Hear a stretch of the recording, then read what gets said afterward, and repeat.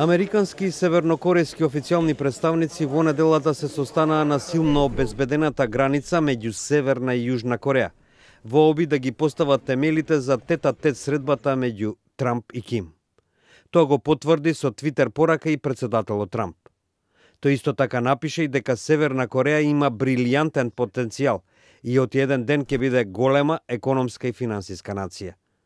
Ким Џонг Ун се согласува со мене околу ова. Тоа и ќе се случи, наведува Трамп. Белата куќа соопшти дека друг американски тим заминал за Сингапур за да работи на техничките подготовки за можниот самит.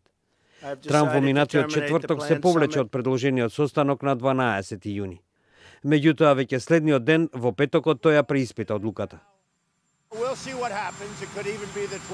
Предходно, севернокорејскиот лидер Ким Џонг Ун ја потврди неговата посветеност да се сретне со Трамп. Јужнокорејскиот председател Мун Џаe-ин, кој во саботата имаше ненадејна средба со Ким Џонг Ун, изјави дека состанокот мора да се одржи.